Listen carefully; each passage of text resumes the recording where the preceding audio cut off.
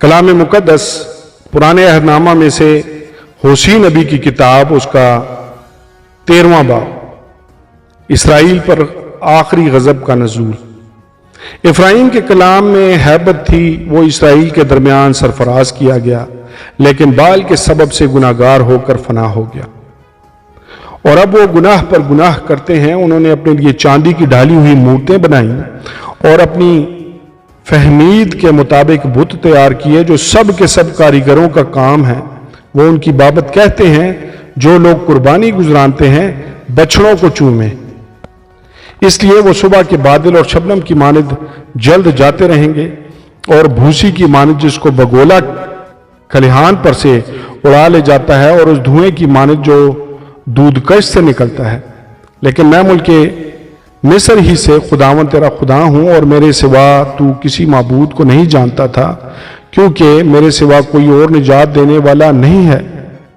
میں نے بیابان میں یعنی خشک زمین میں تیری خبر گیری کی۔ وہ اپنی چراگاہوں میں سیر ہوئے، اور سیر ہو کر ان کے دل میں گھمنڈ سمایا اور مجھے بھول گئے۔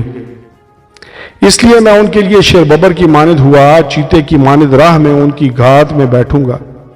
میں اس ریچھنی کی مانند جو اس کے بچے چھن گئے ہوں ان سے دو چار ہوں گا، اور ان کے دل کا پردہ چاک کر کے شیر ببر کی طرح ان کو وہیں نگل جاؤں گا۔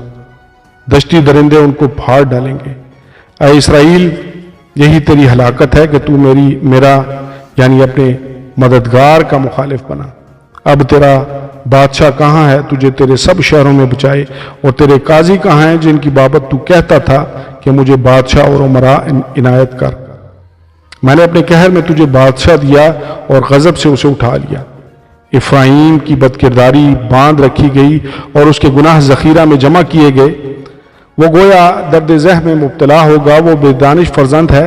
اب مناسب ہے کہ ولادت گاہ میں دیر نہ کرے۔ میں ان کو پاتال کے قابو سے نجات دوں گا، میں ان کو موت سے چھڑاؤں گا۔ اے موت، تیری وبا کہاں ہے؟ اے پاتال، تیری ہلاکت کہاں ہے؟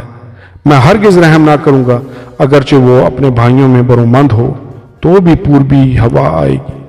خداوند کا دم بیان سے آئے گا، اور اس کا سوتا سوکھ جائے گا، اور اس کا چشمہ خشک ہو جائے گا۔ وہ سب مرغوب و ظروف کا خزانہ لوٹ لے گا۔ سامریہ اپنے جرم کی سزا پائے گا، کیونکہ اس نے اپنے خدا سے بغاوت کی ہے۔